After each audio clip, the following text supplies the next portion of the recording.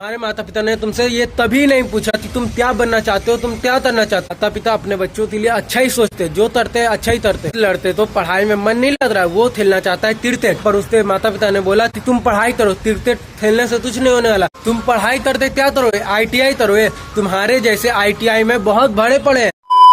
तो hey the welcome back to my new video. और आज का टॉपिक है माता पिता। क्या किसी के माता पिता ने ये पूछा है तुम क्या करना चाहते हो। हमारे माता पिता ने तुमसे ये तभी नहीं पूछा कि तुम क्या बनना चाहते हो, तुम क्या करना चाहते हो।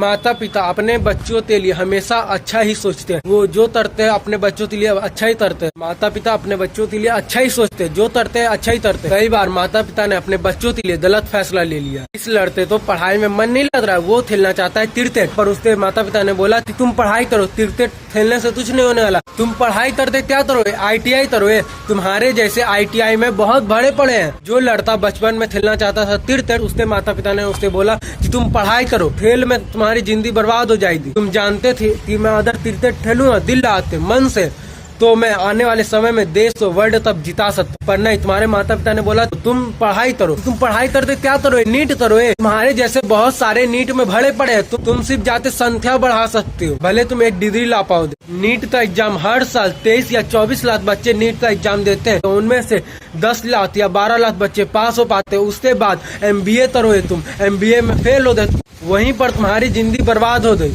मैं मानता हूँ हमारे माता पिता हमारे लिए हमेशा अच्छा ही सोचते हैं, तभी तभी हमारे माता पिता से हमारे लिए गलती भी हो जाती। तुम्हें जो अच्छा लगता है तुम वो करो, तुम्हें लगता है मैं उसमें भविष्य बना सकता हूँ, तो तुम पढ़ाई भी करो और वो भी करो। ये नहीं कि मैं माता पिता ने बोला है मुझे सिर्फ पढ़ाई करने के लिए, तो मैं सिर्फ पढ़ाई में फोकस करता हूँ और कुछ नहीं करता हूँ। भाई पढ़ाई करते तुम सिर्फ डिग्री ला सकते हो, पैसा नहीं कमा सकती हो। मैं ये नहीं बोलता कि तुम पढ़ाई छोड़, तुम्हें जो अच्छा लग रहा है तुम वो भी करो। बहुत सारे लोग डिग्री लाते बैठे हुए पैसा नहीं कमा रहे, डिग्री लाने से कुछ नहीं होता। मैं ये नहीं बोलता हूँ कि पढ़ाई मत करो, पढ़ाई करो, पर पढ़ाई के साथ कुछ तुम ऐसा करो जो तुम्हें अच्छा लगे। चलो मैंने मान लिया तुमने अपने माता पिता की बात मानी और दिल लाते पढ़ाई, तुम कुछ बन पाए, तुम सरकारी हवलदार बन पाए, तो तुम्हारी सैलरी कितनी होगी, 50 से 60 हजार, तो तुम 60 हजार में अपना घर चलाओ दे। क्या इस भारत देश में तुम थोड़ी सी जमीन खरीदो दे, क्या उस पे घर बनाओ दे, तुम्हारी सारी जिंदगी इसी में बीत जाए। तुम अपने बच्चों को पढ़ाओ दे, इस भारत देश में छोटी सी जमीन खरीदो दे, तुम्हारी जिंदगी इसी में बीत जाए, तुम कुछ नहीं कर पाओ। अगर तुम्हें रोल्स रॉयस कार में घूमनी है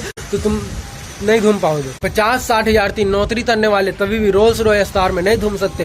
काश मैं उस दिन अपने माता पिता की बात ना मान, मुझे जो अच्छा लगता है मैं वो करता, तो मैं ताश कुछ बन पाता। ये जो ताश वाली फीलिंग है ना, वो आनी नहीं चाहिए, वो शब्द ही नहीं रहनी चाहिए। ताश में कुछ कर पाता, ताश में पहले ही कुछ कर लेता, तो आज मुझे ये दिन नहीं देखना पड़ा। इसलिए तुम माता पिता की बात मानते पढ़ाई कर रहे हो, ये बहुत अच्छी बात है, पर जो तुम्हें अच्छा लगता है उसमें भी तुम समय दो। हमारे भारत देश में एक चीज की कमी है, इसलिए हमारा भारत देश पीछे। हमारा भारत देश इसलिए पीछे क्योंकि हमारे माता पिता की सोच, माता पिता सिर्फ ये सोचते हैं कि हमारा बच्चा पढ़ाई करे तो कुछ कर सकता, आने वाले समय में कुछ कर सकता, सिर्फ पढ़ाई से।